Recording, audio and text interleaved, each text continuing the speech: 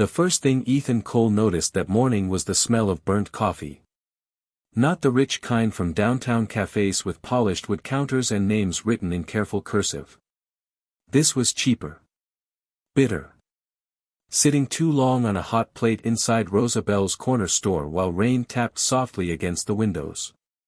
He stood near the register in a faded work jacket, one hand wrapped around a paper cup gone lukewarm, the other tightening the straps on Maya's backpack. The little girl sat on the counter swinging her legs, reading from a wrinkled science booklet she'd borrowed from the school library 3 weeks earlier and still hadn't returned. "Daddy," she asked without looking up, "if a horse had a car, what kind would it drive?" Ethan glanced over, tired eyes softening despite the hour. "Something loud enough to wake the neighbors." Maya grinned. "A race car. That sounds expensive. So are horses." "Good point." Rosa snorted from behind the counter. "That girl got more logic than city council." Ethan smiled faintly but checked the clock again. 6:42 a.m. Too early to already be behind. Too late to slow down. Outside, Atlanta dragged itself awake beneath low gray clouds. Tires hissed over wet pavement. Neon signs buzzed in half-sleep. Ethan crouched beside Maya and zipped her jacket carefully beneath her chin. The zipper caught halfway. Old jacket. Old teeth. Like most things in his life. He worked it loose without frustration. "You nervous about tonight?" he asked quietly. Maya shrugged too fast. "Maybe a little." Her school's parent showcase. 2nd grade. Kids singing off-key under cafeteria lights while exhausted adults pretended not to cry. Ethan had promised he'd be there this time. No late shift. No missed bus. No emergency call. He touched the small clay horse keychain hanging from his toolbox beside the door. Maya had made it herself, uneven ears and one cracked leg, painted silver because she said silver looked fast. "You coming for real?" she asked softly now. That question landed heavier than bills. Ethan met her eyes. "I said I would." She studied him another second, checking if the promise sounded tired. Then she nodded once. Trusting him anyway. Rosa handed him a brown paper bag with 2 egg sandwiches wrapped in foil. "Pay me Friday." Ethan reached for his wallet. Rosa slapped his hand away. "Boy, if you don't stop trying to act proud before 7 in the morning. It's 6:43. Exactly." Maya giggled. Ethan finally took the bag. "Thank you, Miss Rosa. Just keep showing up for that little girl." Ethan nodded once. That part, he could do. Most days. The truck coughed twice before starting. Old Ford. Faded blue paint. Passenger door tied shut from the inside with black cord. Rain misted across the windshield while Maya hummed quietly beside him, sneakers kicking the floor mat in rhythm. Traffic thickened near Midtown. Steel towers disappearing into fog. Men in pressed suits moving fast beneath umbrellas. Women balancing coffee and conference calls before sunrise. A city full of people trying not to drown in what they owed. Ethan stopped at a red light and checked the time again. Another service call after this. Then 2 break jobs. Then maybe enough hours to cover Maya's field trip fee before Friday. Maybe. His phone buzzed. Unknown number. He ignored it. Maya looked out the window suddenly. "Daddy." Ethan followed her gaze. About 50 yards ahead, angled hard against the shoulder beneath flickering hazard lights, sat a silver Porsche 911. Rainwater slid over the hood in smooth silver ribbons. Expensive car. Wrong place. A woman stood beside it holding a phone to her ear. White coat. Blonde hair pinned up too quickly like she'd stopped caring halfway through the morning. Even from a distance, she looked expensive in the way certain people did without trying. Not flashy. Controlled. A black SUV idled briefly behind her Porsche before pulling away into traffic. Ethan barely noticed it. "Roadside help?" Maya asked. The woman lowered the phone slowly, jaw tightening. "No signal maybe. Or no patience left." Ethan's light turned green. He could have driven on. Should have driven on. School started in 30 minutes. The next job after that already ran tight. But the Porsche sat low enough that another hard impact from behind could crush straight through the driver's side if visibility worsened. Ethan exhaled once through his nose and eased the truck toward the shoulder. "You always stop," Maya murmured, not complaining. "Just noticing." Ethan put the truck in park. Bad place to be stranded. The woman looked up immediately as he stepped out. Guarded eyes. Calculating fast. Ethan kept both hands visible without thinking about it. Years taught certain lessons before words ever could. Rain dampened the shoulders of his jacket while he approached slowly. "Morning," he said evenly. "Looks like you stalled out." Her gaze flicked over him. Oil-stained jeans. Worn boots. Old truck 20 feet behind him. Toolbox with duct tape on one corner. She straightened instinctively, posture sharp despite the weather. "I already called assistance." Cold. Polished. The kind of voice used to people moving when she spoke. Ethan nodded once. "All right." He started stepping back. Then she looked toward the dead dashboard again and muttered something under her breath. Frustration cracked through the calm for half a second. Tiny. Human. Ethan glanced at the rear tire sitting too close to traffic.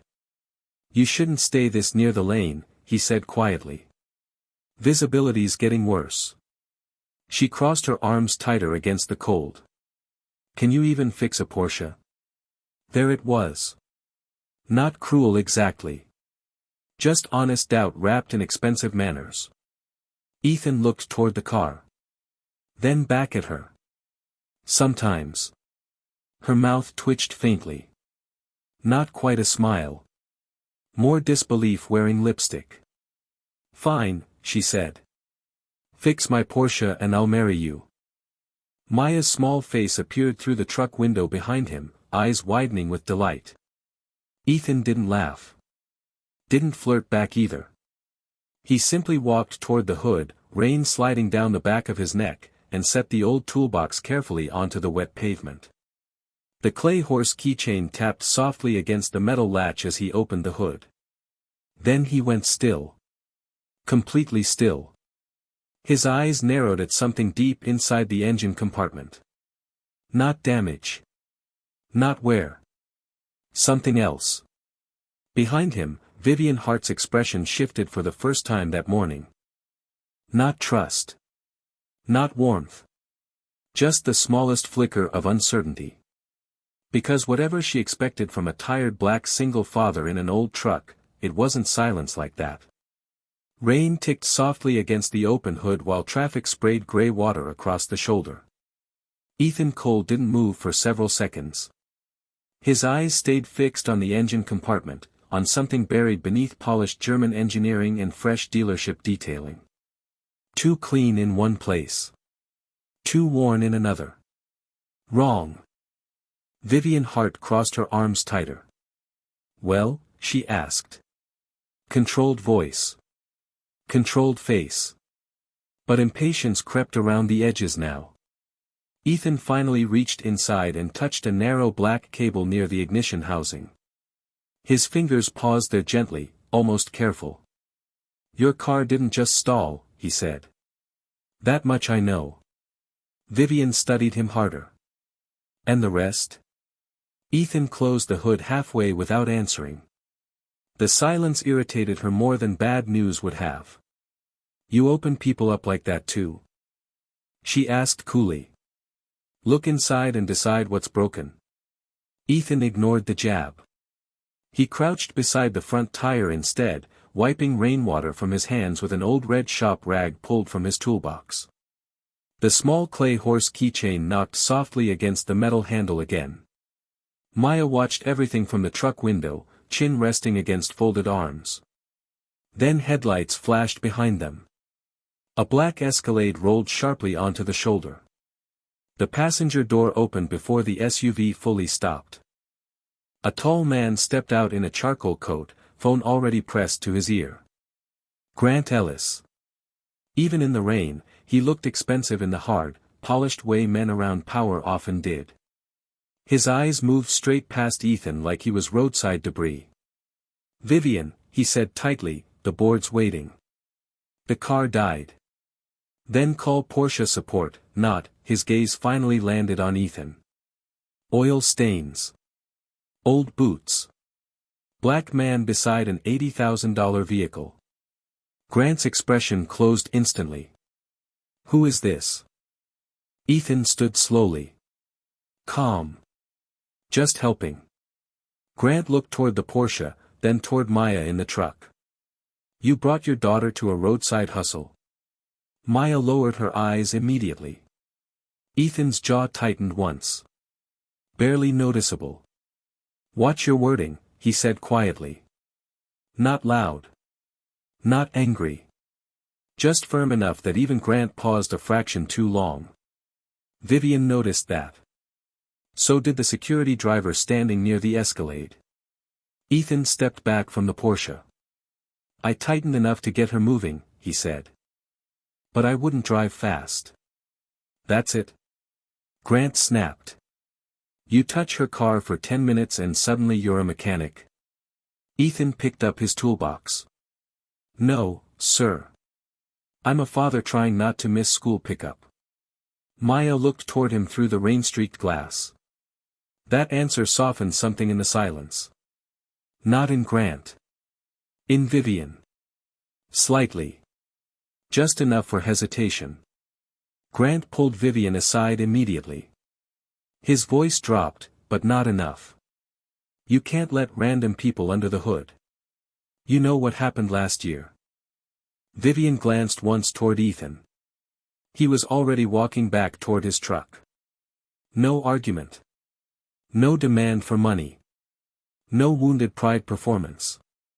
Just leaving. Most men in his position would have tried harder to prove themselves. Something about that unsettled her more. Ethan opened the passenger door for Maya first before climbing behind the wheel. She leaned closer and whispered, "Did you fix it?" Ethan stared through the windshield a moment before answering. "Enough to get her somewhere safe." "What about the broken part?" He rested one hand on the steering wheel. Rough fingers. Tired knuckles. Sometimes you don't say everything until you're sure. If you've ever had to stay calm because your child was watching, you probably understand Ethan more than most people do. And if stories like this still mean something to you, subscribe and stay with us. Behind them, Vivian watched the old truck idle in the rain. Her phone buzzed non-stop with missed calls from the board. She barely noticed. Instead, her eyes drifted down to the ground near where Ethan had been standing. A small silver piece lay beside the tire. Thin. Metallic. Too precise to belong loose inside an engine. Grant saw it too fast. Too fast. He stepped forward immediately and crushed it beneath his shoe before reaching for Vivian's door. "Come on," he said sharply. "We're already late." But Vivian didn't move right away. Because for the first time that morning, she realized something didn't fit. Not the breakdown. Not Grant's reaction. And definitely not the quiet black father who looked at her Porsche like he'd seen that kind of damage before. By the time Ethan Cole pulled into the apartment complex, the rain had turned thin and cold, the kind that clung to the windshield like a thought that wouldn't leave. The old Ford rattled once before dying completely in its parking spot. For a second, neither he nor Maya moved. The silence inside the truck felt heavier than usual. Not bad. Just tired. Maya finally unbuckled slowly. "Miss Harper said parents gotta be there 30 minutes early tonight," she murmured. Ethan looked down at the clock glowing faint green on the dashboard. Another job in Buckhead at 4. Then a brake replacement across town. If traffic held. If nobody cancelled. If the truck started again. "I'll make it," he said. Maya nodded, but children always heard the space between words. Upstairs, their apartment smelled faintly of detergent, pencil shavings, and coffee grounds from that morning. Small place. Clean. Careful. Ethan believed worn things deserved respect if they still worked. Maya dropped her backpack beside the couch and immediately sat cross-legged at the coffee table finishing a poster board covered in crooked planets and silver glitter. The same silver glitter she used on the clay horse keychain hanging from Ethan's toolbox now resting near the kitchen counter. One leg of the little horse had chipped more after the rain. Ethan noticed it immediately. He reached for it gently, thumb brushing over the cracked paint while the refrigerator hummed unevenly in the background. "Sorry," Maya whispered without looking up. "It broke more." Still standing, Ethan said quietly. "That counts." He placed it back carefully beside a stack of unpaid envelopes held down with an old socket wrench. Electric bill. School lunch balance. Past due notice folded twice like folding it smaller might change the number inside. Ethan loosened his boots near the door but never sat fully down. Men like him learned rest in pieces.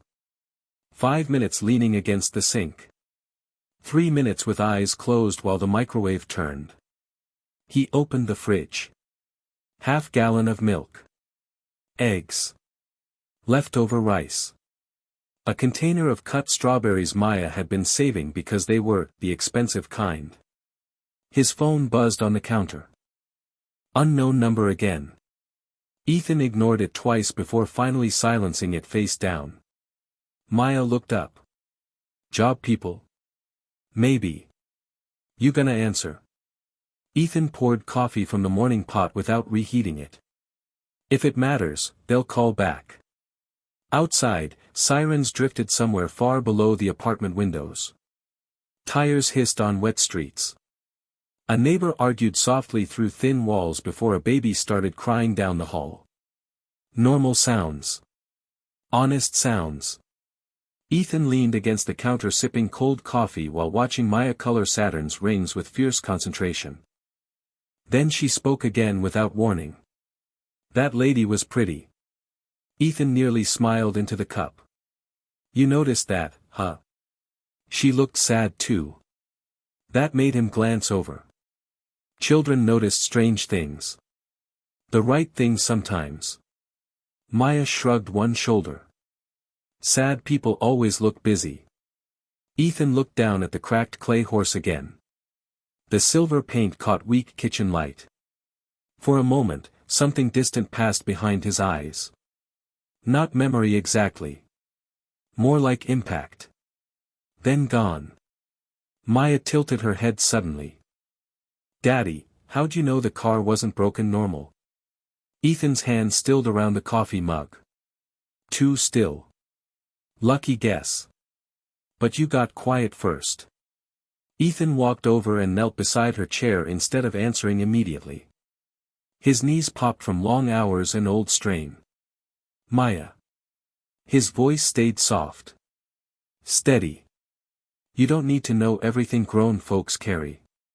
She studied him another second, then nodded slowly. "Trust again. Given freely." That always scared him more than bills. He reached over and fixed the edge of her science poster where the tape had curled loose. "Finish this up," he murmured. "World's not ready for bad Saturn rings." Maya giggled. The sound loosened something tight inside the room. Then the phone rang again. Same unknown number.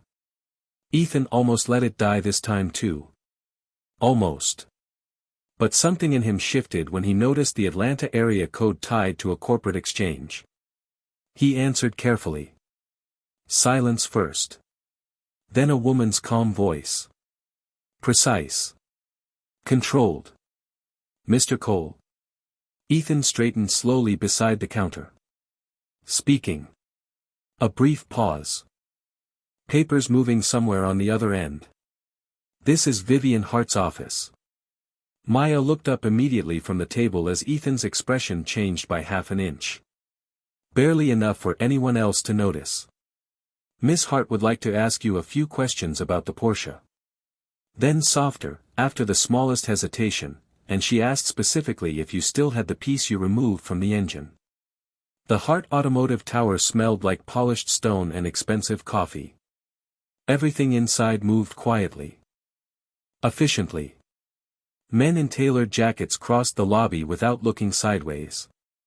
Women walked fast in heels sharp enough to sound impatient against marble floors. Ethan Cole noticed all of it the moment the elevator doors opened. He also noticed how conversations lowered half a tone when he stepped out carrying an old metal toolbox with chipped blue paint and a cracked silver horse keychain hanging from the handle. The receptionist glanced at him once, then twice after reading the visitor badge. "Mr. Cole," she asked carefully. "Miss Hart is expecting you." Expecting. Not welcoming. Different thing entirely. Ethan nodded once. He'd changed shirts before coming. Dark gray button-up. Clean collar. Still worn at the cuffs. He'd dropped Maya at school 20 minutes late after promising her he'd still make the showcase that night no matter what happened downtown. Another promise balancing on thin wire. The receptionist led him through glass corridors overlooking Atlanta traffic far below. Every reflection in those windows looked expensive except his. He didn't seem bothered by that. Men who spent years being underestimated learned how not to shrink inside other people's buildings. Vivian Hart stood near the far window of a private conference room when he entered. White blouse. Dark slacks.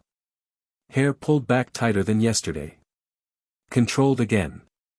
But tired around the eyes now, like sleep had negotiated poorly with stress. Grant Ellis sat at the long table already flipping through printed reports. He didn't stand when Ethan entered. "This the guy?" Grant muttered. Vivian ignored the tone. Her eyes moved briefly to Ethan's toolbox instead. Then to the small silver clay horse swinging softly against it. "Mr. Cole," she said evenly. "Thank you for coming." Ethan placed the toolbox beside the chair but remained standing. "You said you had questions."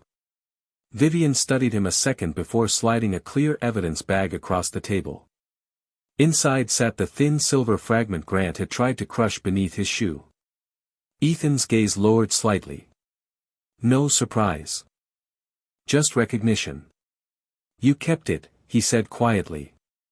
Grant leaned back immediately. "Should we have thrown away possible evidence?" Ethan looked at him calmly. "Depends what story you're trying to protect." The room cooled after that. Not loud. Not dramatic. Just still. Vivian noticed Ethan never once raised his voice. Never leaned forward. Never tried to charm his way out of suspicion. He simply stood there like a man used to pressure but unwilling to kneel for it. Vivian tapped the evidence bag lightly. "Can you explain what this is?" Ethan hesitated. Not from fear. Calculation. "A bypass clip," he said finally. Grant scoffed. "You expect us to believe someone sabotaged a Porsche in broad daylight?" Ethan's eyes shifted toward Vivian instead of the man mocking him. "No," he replied. "I expect you to believe expensive things break different when someone helps them break." Silence again. Heavy this time. Vivian crossed her arms slowly. "And how do you know that?" There it was. The real question beneath the question. Ethan could feel it. Not just what he saw under the hood. Who he really was. He glanced once toward the security camera mounted above the conference room door. Habit. Fast. Almost invisible. Vivian noticed anyway. Another detail that didn't fit. Before Ethan could answer, shouting erupted faintly from the hallway outside.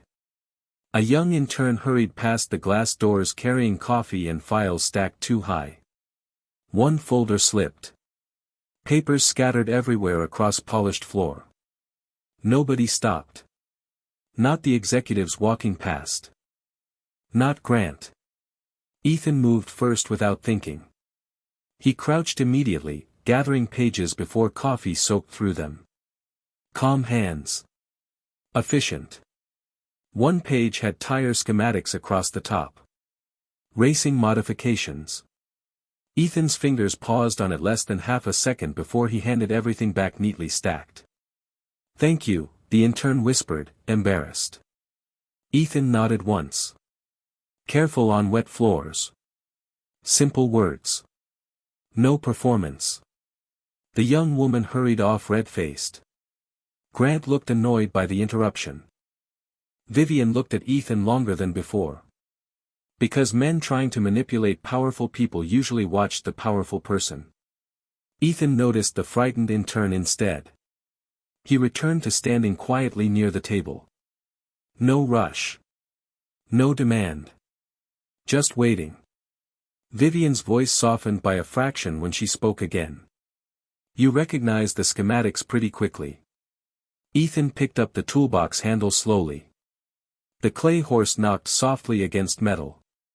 "I recognize a lot of things," he said. "Doesn't mean I talk about all of them." Vivian held his gaze after that.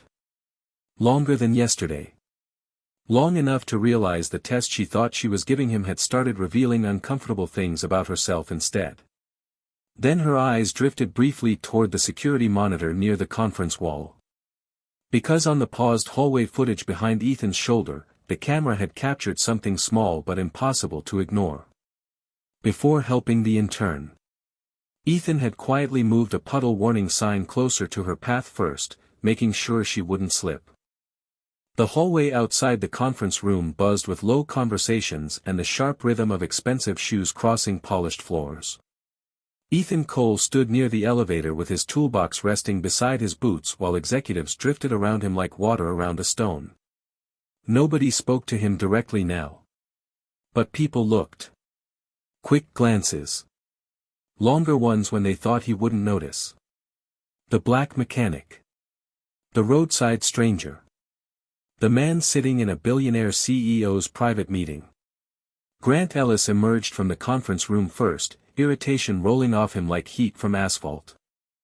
He loosened his tie sharply while speaking into his phone. "No, I don't care what he claims he found. Have legal review the footage before anybody else sees it." Ethan heard every word and reacted to none of it. He simply checked the time on his cracked phone screen. 4:18 p.m. Maya's school showcase started at 5:30. Atlanta traffic at rush hour could turn 6 miles into a betrayal.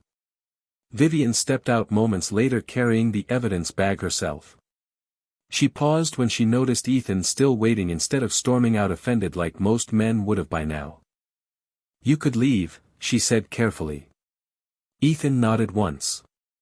"Truck won't start every time in the rain." Giving it a minute. The honesty of it seemed to catch her off guard. No performance. No attempt to sound proud. Just fact. Down the hallway, raised voices suddenly cut through the corporate calm. The same young intern from earlier stood frozen near the reception desk while a middle-aged client in a navy coat scolded her loudly over spilled coffee staining a stack of printed contracts. "Do you understand what these documents cost?" The man snapped. "I asked for competence, not apologies." The girl's hands shook visibly. Coffee dripped slowly from the edge of the papers onto marble floor. People noticed. Nobody stepped in. Ethan glanced once toward the elevators. Time ticking.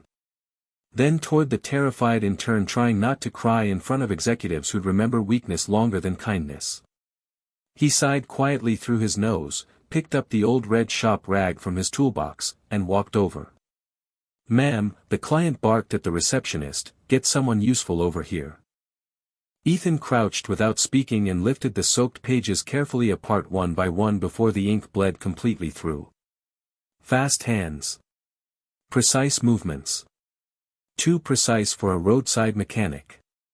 Vivian noticed immediately. So did Grant, who had stopped walking. Ethan slid the driest pages beneath the warm vent near the lobby windows, then removed a small screwdriver from his toolbox and loosened the overheated coffee machine valve still sputtering beside the counter. Steam hissed once before settling. Problem solved in under 30 seconds. The client blinked, anger losing momentum. "You maintenance," he muttered. Ethan wiped his hands calmly on the rag. "No, sir. Just trying to stop the mess from getting bigger." The intern whispered a trembling thank you. Ethan handed back the contracts carefully. "Next time," he said gently, "carry less at once. Nobody wins dropping everything together." Simple words. No lecture. No flirting. No audience-seeking smile afterward. Just kindness with edges worn smooth by repetition. Then his phone buzzed. Ethan glanced down. School auditorium, 5 p.m. reminder. His eyes lowered briefly. Tiny shift. But Vivian saw it.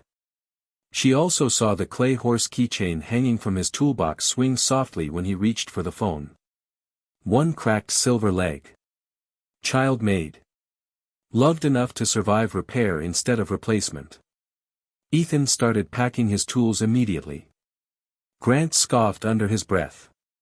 "You're seriously late over a coffee spill?" Ethan looked at him evenly for the first time all afternoon. "Kids remember who showed up," he replied quietly.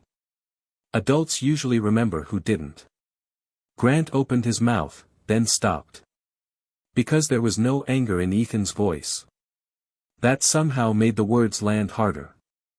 Vivian stood completely still near the glass wall after that. Her phone buzzed 3 times in her hand. Board members. Investors.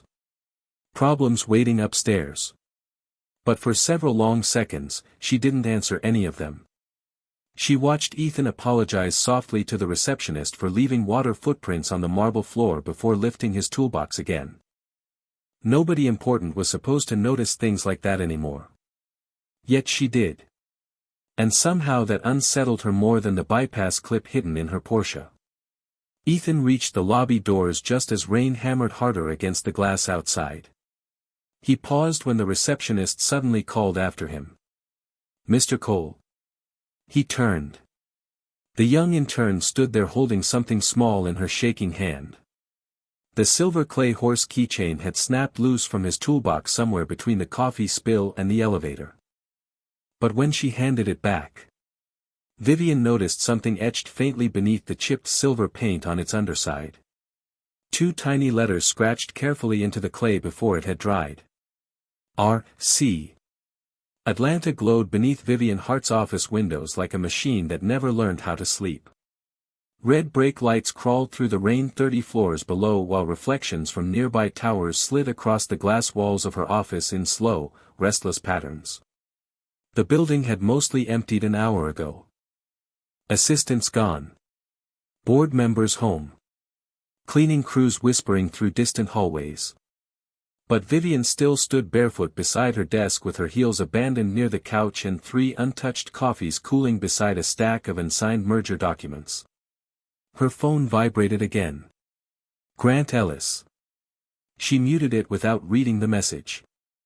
Then she replayed the security footage for the 4th time. Ethan Cole crossing the lobby. Toolbox in hand. Rainwater darkening the shoulders of his shirt. The intern dropping her files. The executives walking past without slowing down. Ethan stepping forward before anyone asked him to. Vivian paused the footage exactly where he bent to gather the papers. His sleeve pulled back slightly there. Just enough to reveal a thin pale scar crossing his wrist. Old injury. Clean line. Not random. She leaned closer unconsciously. Then the silver clay horse swung into frame again beneath the toolbox handle. RC scratched into the underside. Vivian froze the image. Enlarged it. The letters blurred slightly under camera grain, but they were there. R.C. Her throat tightened before she understood why. Somewhere deep in memory, far beneath quarterly reports and investor calls and years of learning never to hesitate in front of powerful men, something shifted quietly. A racetrack. Sunlight. Her father's voice laughing beside an engine she was too young to understand. Real drivers respect the machine before they touch it, Viv. The memory disappeared as quickly as it came. Vivian straightened immediately, jaw tightening as if caught doing something reckless. Nostalgia was reckless. Attachment worse. Her office doors opened softly behind her. Grant entered carrying another file. "You're still watching him?" he asked flatly. Vivian clicked the footage off too quickly. "I'm reviewing evidence." Grant dropped the folder onto her desk harder than necessary. "He's a roadside mechanic with a story. That's all." Vivian said nothing. Grant studied her for a second longer. "You know what people like him do around companies like this." There was the pressure again. Quiet. Familiar. The language of people who protected power by distrusting anyone outside it. Vivian crossed her arms slowly. "People like him fixed your coffee machine today." Grant scoffed. "Exactly. He wants to seem useful." The answer irritated her more than it should have. Because Ethan never acted like a man trying to impress anyone. If anything, he behaved like someone trying to leave before the room demanded too much from him. Vivian looked toward the rain streaking the windows again. Did legal finish reviewing the parking footage? Grant hesitated half a beat too long. Small. But noticeable. Still processing. Vivian's eyes narrowed slightly. "You usually move faster than that." Grant's phone buzzed. He checked it quickly, then slipped it away. "The board's asking why you delayed signing tonight." "Tell them I'm thinking." That's exactly what scares investors. After he left, silence returned heavier than before. Vivian sat finally and opened Ethan Cole's employee background printout from the temporary visitor check. Sparse information. Too sparse. Independent mechanic work. Contract labor. No active certifications listed. No lawsuits. No criminal history. One dependent child. Maya Cole. Age 8. Vivian stared at the name longer than expected. Her fingers moved unconsciously toward the paused still frame she'd printed from the camera feed earlier. The tiny silver horse keychain hung there between worlds. Childlike. Homemade. Out of place inside a billion-dollar company. Her phone buzzed again. This time from an unknown number tied to internal maintenance. Vivian answered absently. "Miss Hart," a nervous voice said. "Sorry to bother you, but the man from today." "Ethan Cole." Vivian straightened slightly. "What about him?" "One of the garage supervisors said he turned down an emergency night shift because of his daughter's school event." The employee hesitated. "They gave the hours to somebody else." Vivian's eyes lowered slowly toward the untouched merger contract on her desk. A six-figure signature waiting for her pen. Somewhere across the city, a man she still wasn't sure she trusted had lost money because he stopped to help strangers who never planned to help him back. Vivian leaned back in the darkened office and whispered almost to herself, "Why didn't you just take the money?" The city lights blinked silently beyond the glass. Then her gaze drifted once more to the frozen image of the clay horse keychain. R.C. This time, instead of closing the file, Vivian reached for her phone and quietly asked her assistant one simple question. "Can you find out what school Maya Cole attends?" The elementary school auditorium smelled like construction paper, old wood, and burnt popcorn from a machine working too hard in the corner lobby. Folding chairs scraped softly across the floor while exhausted parents balanced paper programs and lukewarm coffee beneath fluorescent lights that made everyone look more tired than they already were. Ethan Cole slipped through the side doors 3 minutes before the showcase started, breathing slightly harder than usual from running the last half block after his truck stalled again at a red light. Rain still darkened the shoulders of his jacket. His toolbox sat hidden beneath the passenger seat outside because some places deserve children before burdens. On stage, second graders shuffled nervously beneath handmade cardboard planets hanging crooked from fishing wire. Maya stood near the back row clutching a silver-painted Saturn cutout against her chest. She spotted Ethan immediately. Every ounce of tension left her small shoulders at once. Not dramatic. Just gone. That alone made the sprint worth it. Ethan lifted one hand quietly from the aisle. Maya smiled so wide it almost hurt to look at. 3 rows behind him, Vivian Hart lowered herself slowly into a folding chair near the back wall before anyone noticed who she was. Dark coat. Hair tied back. No assistants. No cameras. She told herself she came because she needed clarity about Ethan Cole. About the bypass clip. About the letters scratched beneath the clay horse keychain. But sitting inside a public school auditorium while children sang nervous songs about planets and oceans felt dangerously far from business. Vivian almost left twice before the lights dimmed. Then Maya began speaking into the microphone.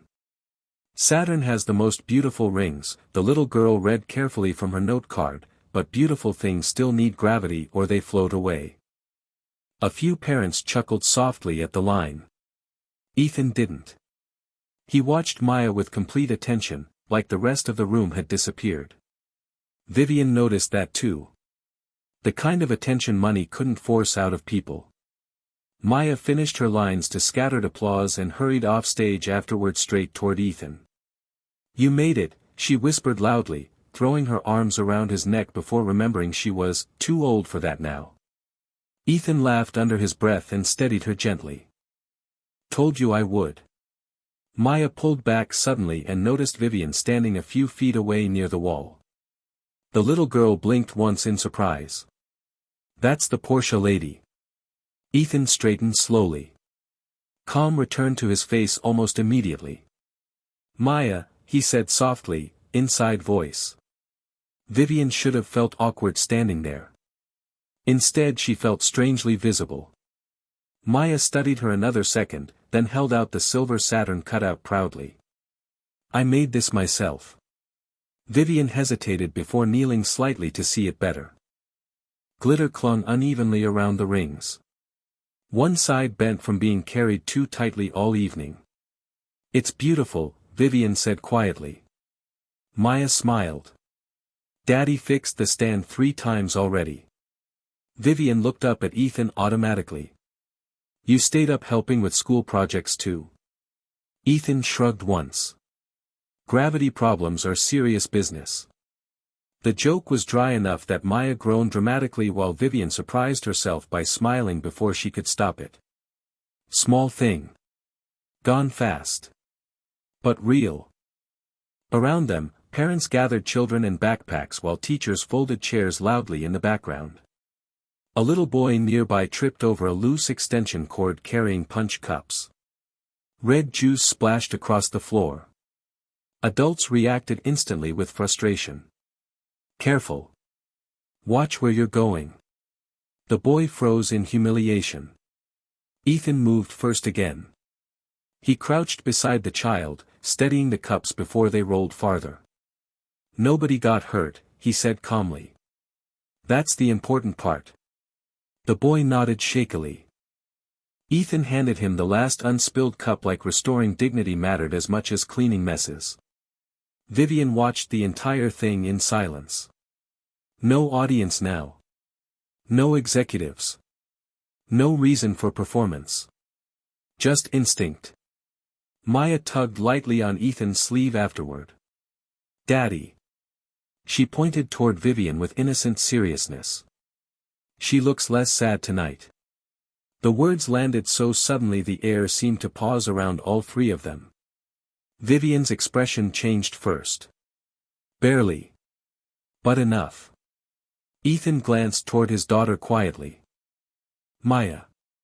What? The little girl whispered. I'm just saying.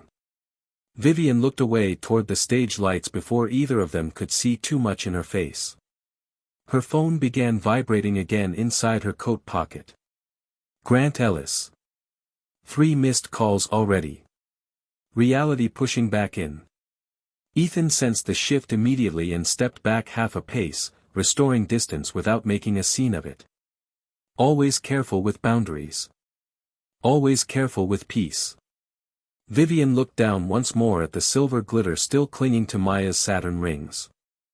Same silver as the clay horse keychain. Same handmade imperfection. Your project, she asked softly, did you carve the initials yourself too? Maya blinked. What initials? Vivian's eyes lifted slowly toward Ethan. For the first time since meeting him, he looked genuinely caught off guard. Then before he could answer, someone near the auditorium entrance raised a phone toward them and quietly snapped a photo. The photo hit the company group chats before Ethan Cole even made it home. Grainy lighting. Cropped too tight. Vivian Hart standing near him in the school auditorium while Maya held up her silver Saturn project between them. No context. No sound. Just enough to let people invent the rest. By morning, whispers moved through Hart Automotive faster than official memos ever did. The billionaire CEO. The roadside mechanic. The little girl. People always trusted incomplete stories when they sounded expensive. Ethan first heard about it from a customer at the garage. You know a Vivian Hart? The man asked casually while signing a repair invoice. Ethan kept tightening lug nuts on a pickup truck without looking up. Met her once. Funny. The customer held up his phone briefly. Internet thinks more than that. Ethan glanced only long enough to recognize the blurred auditorium photo before returning to work. No reaction. No panic. But the wrench in his hand tightened slower after that. Across town, Vivian walked through the executive floor while conversations died half a second too late around her. Grant Ellis caught up near the elevators holding a tablet already open to internal employee forums. This is exactly what I warned you about, he said quietly. Vivian scanned the comments without expression. Gold digger mechanic. Staged rescue. Using his daughter for sympathy. The words felt uglier because they came from people wearing tailored suits and company badges. Grant lowered his voice further. The board thinks this looks reckless. Vivian handed the tablet back. A photo from a school auditorium is reckless now. You're the CEO. Optics matter. Vivian kept walking, but slower. Because what unsettled her wasn't the photo. It was how quickly everyone decided who Ethan was without asking a single question. Meanwhile, Ethan's supervisor at the garage wasn't interested in questions either. Corporate people are calling now, the man muttered near the service bays. Customers asking if you're mixed up in some scandal. Ethan wiped grease from his hands with the old red shop rag hanging from his pocket. It's not a scandal. Doesn't matter what it is. The supervisor shifted awkwardly. I gotta cut your afternoon shift till this cools off. There it was. The price. Quiet. Immediate. Ethan nodded once like he'd expected something similar all along. No argument. No begging. Just acceptance shaped by years of understanding how quickly dignity became inconvenient for other people. The supervisor exhaled awkwardly. You got anything to say for yourself? Ethan looked past him toward the rain gathering outside the open garage doors. Not everything needs defending, he said calmly. Some things just need time. Later that afternoon, Maya sat beside him in the old truck outside a grocery store while he calculated bills on the back of a receipt. Rain tapped softly against the windshield again. Atlanta seemed determined to stay gray forever lately. Maya stared down at her lunchbox quietly. Kids at school said you're famous now. Ethan almost smiled. That so? One girl said rich people only talk to mechanics when something's wrong. Ethan folded the receipt slowly. Smart girl. Maya frowned. But Miss Hart didn't seem mean. Ethan didn't answer immediately. Through the windshield, he watched a mother pull groceries from a cart while balancing a sleeping toddler against her shoulder. Tired people everywhere. Carrying things carefully. Most people aren't one thing all the time, he said softly at last. Maya leaned her head against the seat. Are we in trouble? Ethan looked at her then. Really looked.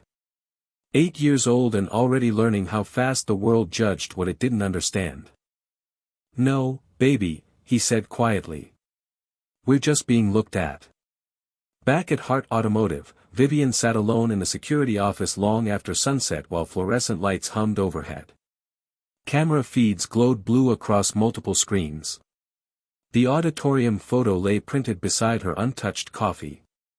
She replayed school footage from the auditorium entrance again. Ethan arriving late. Wet jacket. Tired eyes. Maya spotting him from stage. No performance in any of it. Just relief. Vivian paused the footage when Ethan crouched to help the little boy with spilled punch cups.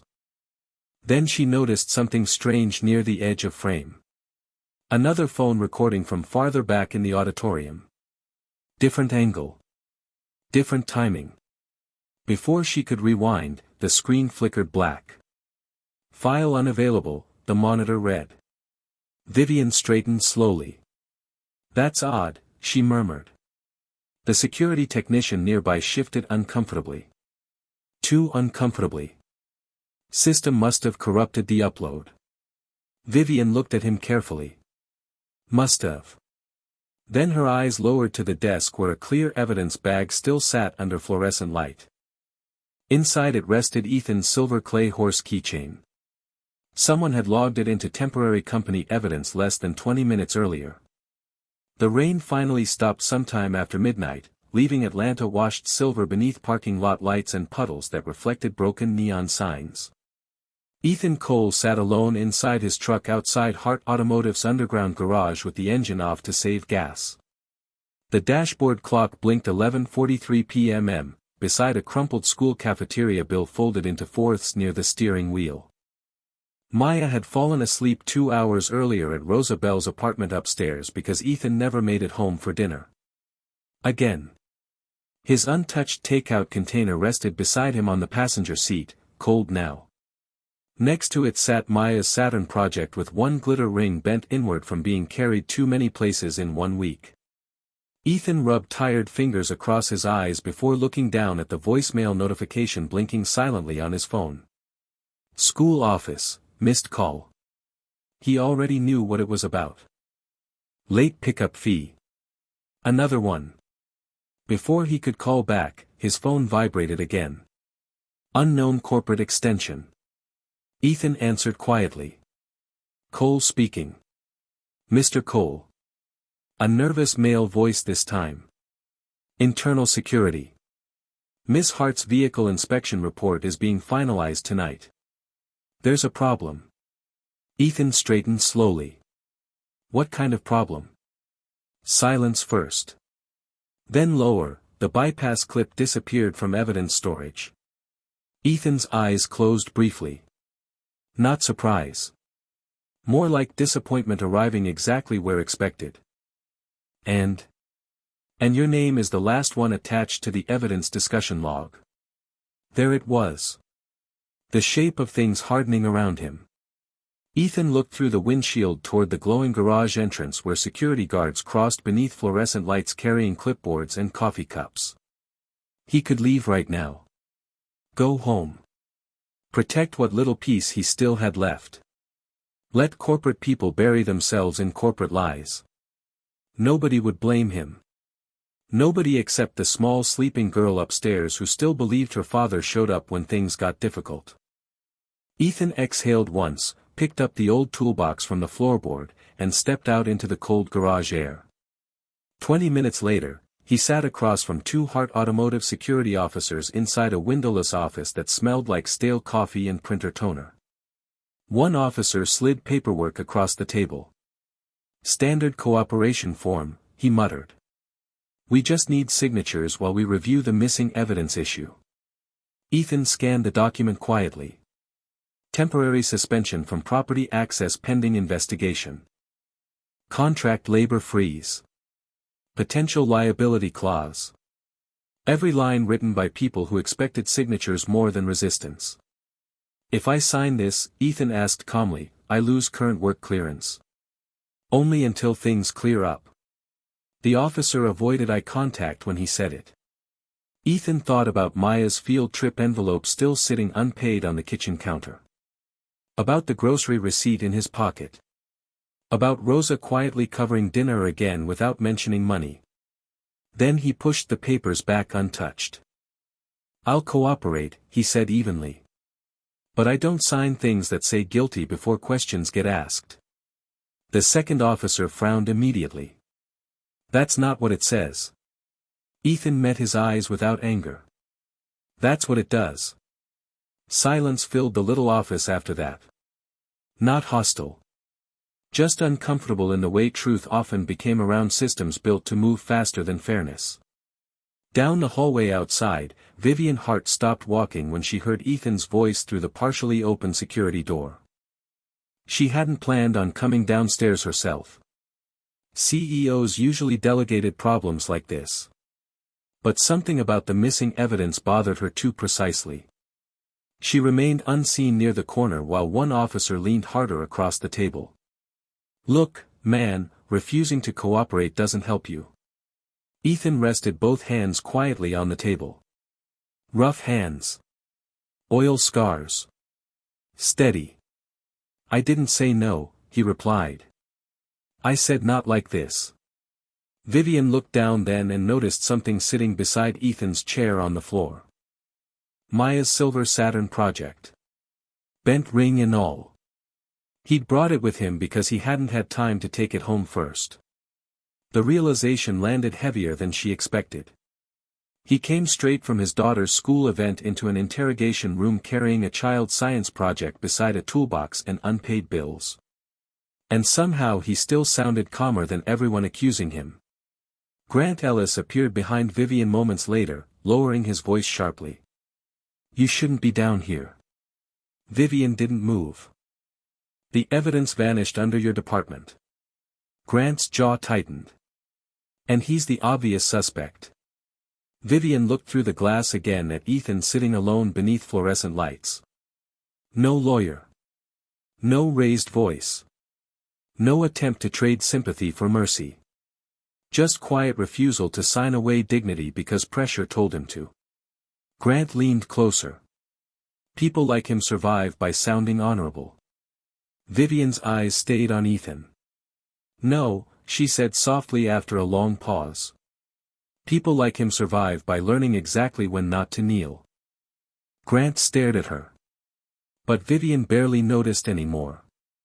Because on the edge of the security desk inside the room sat Ethan's old red shop rag partly unfolded beside the paperwork. And stitched carefully into one faded corner, almost invisible beneath years of grease and wear, was the same set of initials scratched beneath the clay horse keychain. R.C. The security office emptied slowly after midnight until only fluorescent light, humming monitors, and unfinished questions remained. Ethan Cole signed the basic cooperation log but left the suspension papers untouched on the desk beside Maya's Saturn project. One bent silver ring caught the cold overhead light every time he moved. Vivian Hart stood near the doorway watching him gather his things with the calm precision of a man used to leaving places before they pushed harder. Mr. Cole, she said quietly. Ethan looked up. Tired now. More than before. Not weak. Just carrying too many hours. Vivian hesitated longer than she normally allowed herself to. The initials, she asked carefully.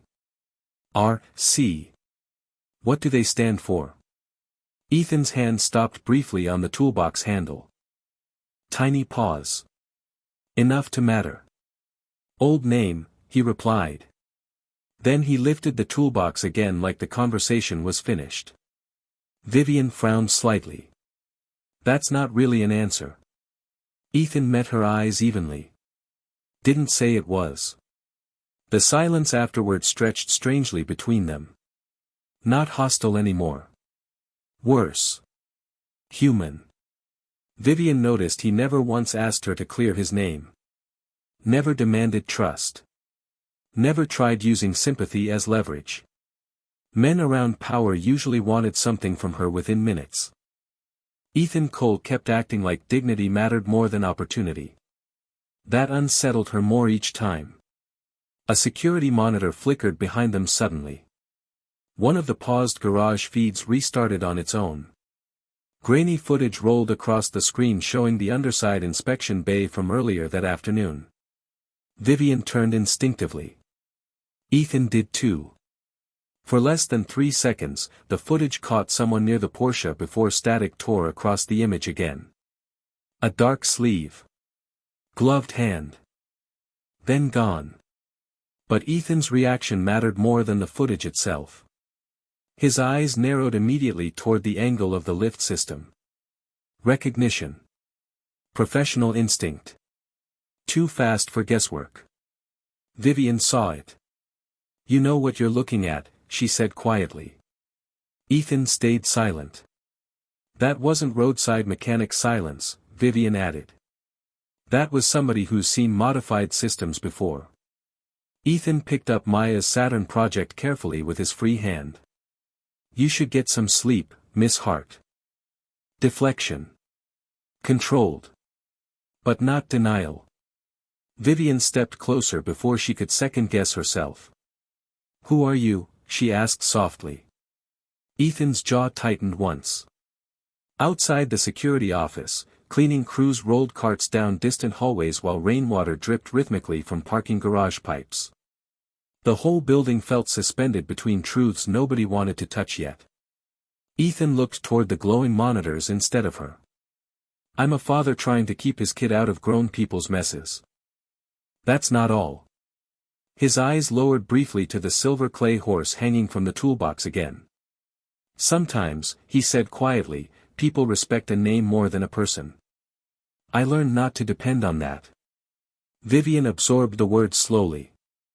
Somewhere deep beneath her polished control, fear began replacing curiosity. Fear that she had already crossed lines she didn't fully understand. Her phone vibrated sharply in her coat pocket. Board emergency call. She ignored it. "RC," she repeated softly. "Why does it sound familiar?" Ethan finally looked at her directly then. Real caution this time. Not embarrassment. Not shame. Something older. More protective. Before he could answer, one of the security technicians rushed back into the room carrying a printed maintenance archive. "Miss Hart," he said breathlessly, "you asked for old service records connected to bypass modifications?" Vivian turned immediately. The technician handed her a thin file folder smelling faintly of dust and old paper. Inside sat a faded report dated 9 years earlier from a professional racing division once partially owned by Hart Automotive before the company quietly shut it down after a catastrophic test track accident. Vivian scanned the first page quickly. Then stopped cold. Lead Systems Engineer, Raymond Cole. Her eyes lifted slowly toward Ethan. Same last name. Same initials stitched into the red shop rag. Same initials hidden beneath the clay horse keychain.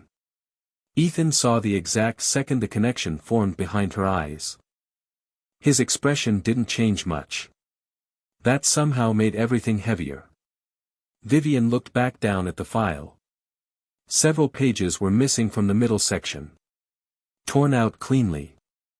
And across the final visible incident report, someone had stamped one word in red ink years ago. Deceased. Vivian's breath caught softly. Raymond Cole was but Ethan's phone rang violently before she could finish. Maya's school flashed across the screen again. This time marked emergency contact.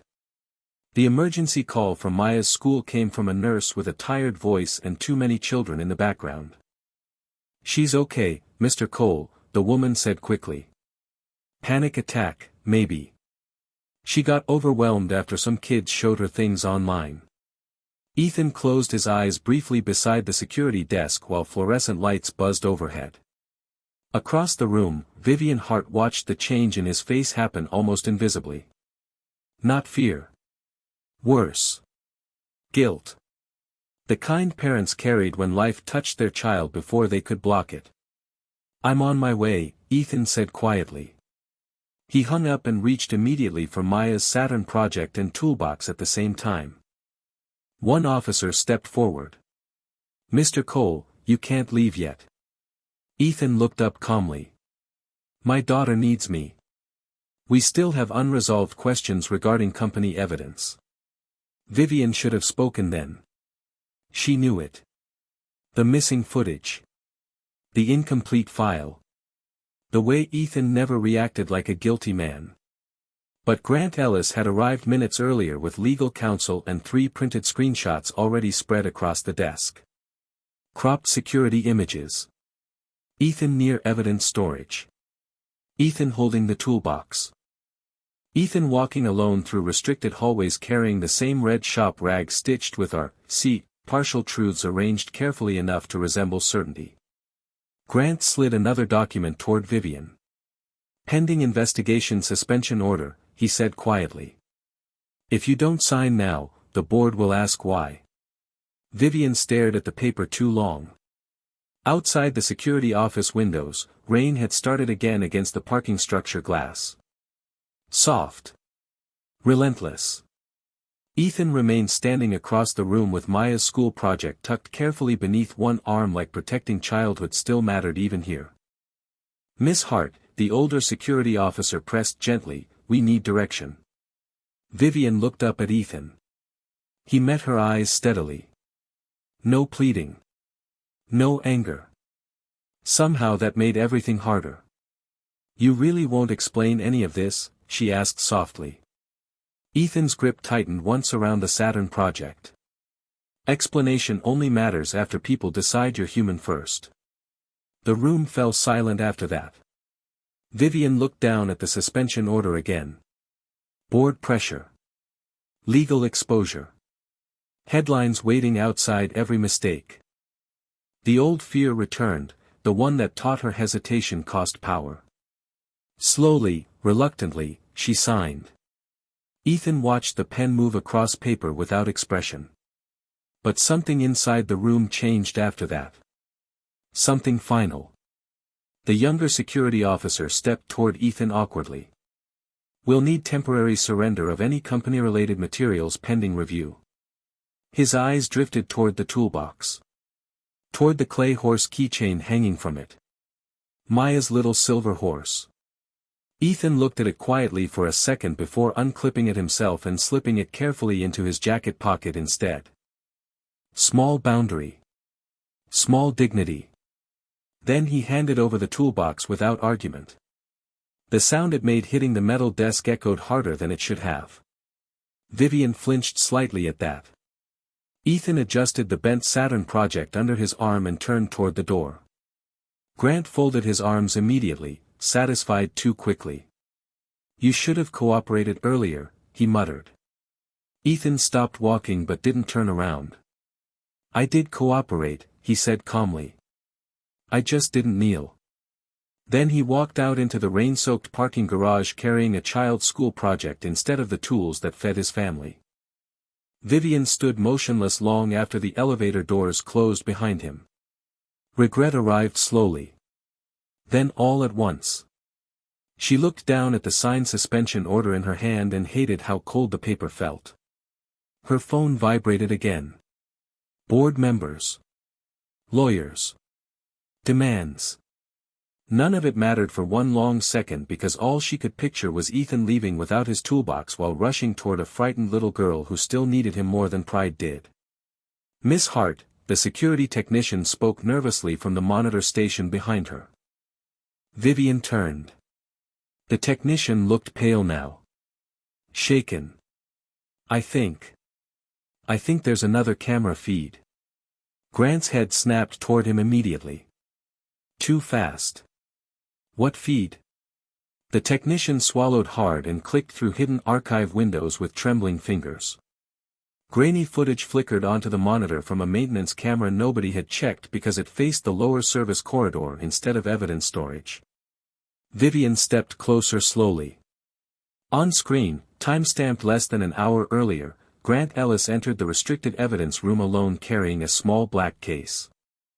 30 seconds later, he exited without it. Then the footage froze. But not before revealing one more thing reflected faintly in the polished metal door beside him. The bypass clip already sitting inside the case before he walked in.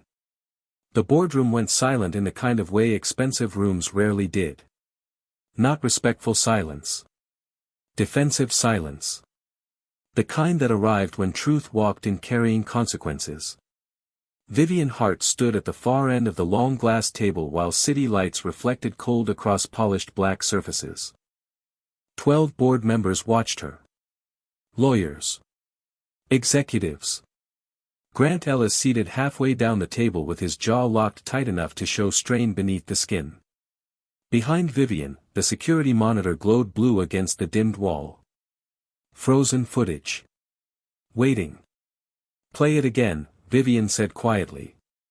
Nobody moved at first. Then the technician obeyed. Grainy corridor footage rolled forward beneath the soft mechanical hum of the projector.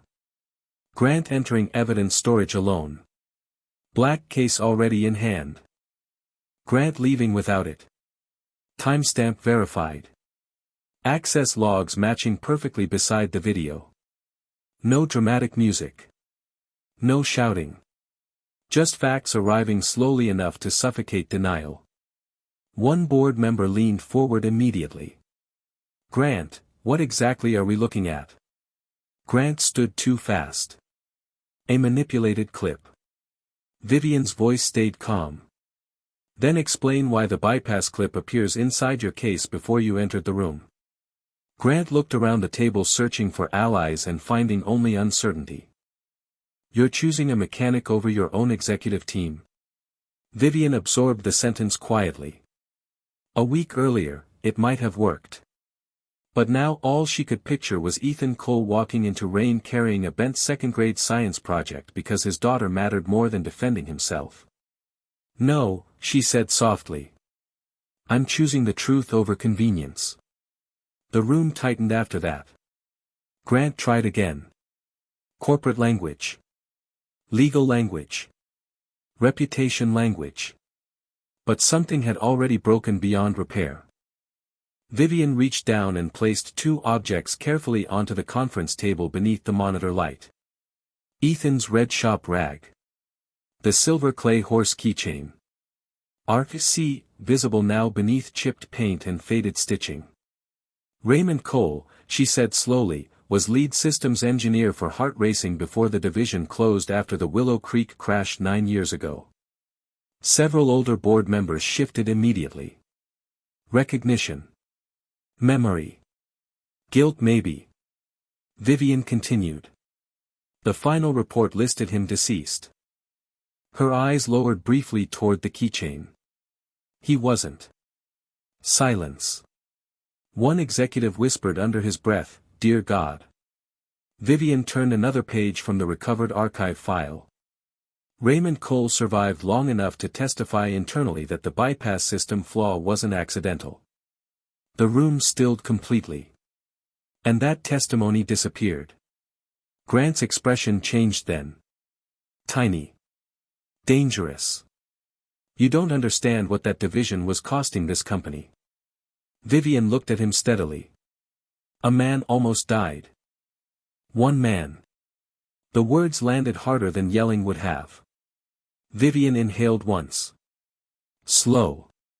Controlled. Then she did something nobody in that room expected from her. She slid the signed suspension order across the table and tore it cleanly in half. The sound cut sharply through the silence. Ethan Cole is reinstated immediately, she said. With full compensation. One board member objected instantly. Vivian, think carefully, I am. Her voice remained low. That made it stronger. And for the record. She looked directly at the room now. A man should not need status before we treat him with dignity. No one answered her after that. Because everyone in the room understood she wasn't only talking about Ethan anymore. 40 minutes later, Vivian stood outside Rosa Belle's apartment building holding Ethan's toolbox herself. Rainwater shimmered beneath yellow streetlights while distant traffic hummed through wet Atlanta streets. The toolbox felt heavier than expected. Not physically. Humanly. Ethan opened the apartment door still wearing yesterday's clothes, exhaustion resting deep beneath his eyes now. Maya slept curled asleep on the couch behind him with the silver Saturn project beside her blanket. Vivian held the toolbox out carefully. "This belongs to you." Ethan looked at it but didn't reach immediately. "And the suspension?" Vivian swallowed once. "Gone." Ethan nodded slowly. Nothing triumphant in his face. No satisfaction. That somehow hurt more. Vivian lowered her eyes briefly. "I should have stopped it sooner." Ethan finally took the toolbox quietly. "Maybe. Honest. Not cruel." The hallway stayed still around them after that. Somewhere inside the apartment, the old refrigerator hummed unevenly. Maya shifted softly in her sleep. Vivian reached into her coat pocket and removed the silver clay horse keychain. This time, when she handed it back, her voice changed. Smaller somehow. Realer. "Your father built the original bypass prototype, didn't he?" Ethan's fingers closed around the little silver horse carefully. Long silence. Then finally, "He built the safe version." Vivian looked up sharply. Another missing piece sliding into place. But before she could ask the question forming behind her eyes, Maya stirred awake on the couch and whispered sleepily toward the hallway, "Daddy, did the Porsche lady stop being sad?" 3 weeks later, the rain finally stopped feeling permanent. Morning sunlight spilled softly across Rosa Belle's corner store windows while the old coffee machine hissed awake beside shelves stocked with cereal, motor oil, and lottery tickets nobody really believed in. Ethan Cole stood near the counter tightening the straps on Maya's new backpack. Not expensive. Just new enough that the zipper worked without catching halfway. Maya spun once proudly in the middle of the aisle. "It has planets inside the pockets," she announced. Rosa snorted from behind the register. "Girl talkin' like she bought a spaceship." Ethan smiled faintly and crouched to straighten Maya's jacket collar. Same careful hands. Same quiet patience. Some things hadn't changed. That mattered more than headlines. Outside, the old Ford truck waited beneath clear skies with fresh repairs finally keeping the engine steady.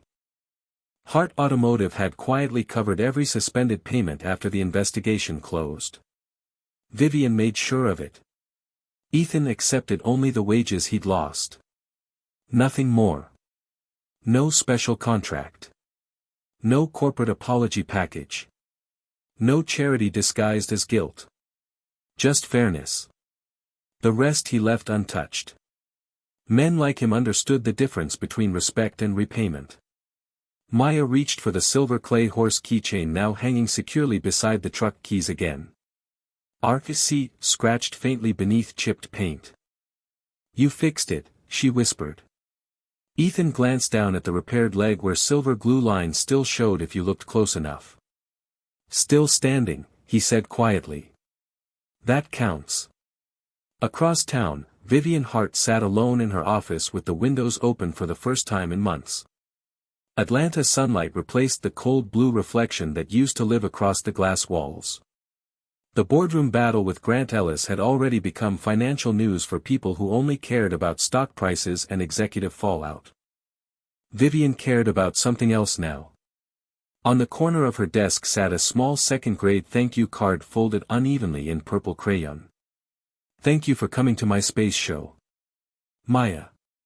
Vivian had read it 6 times already. Her assistant stepped carefully into the office. "Your 10 o'clock investor call is ready." Vivian nodded but didn't move immediately.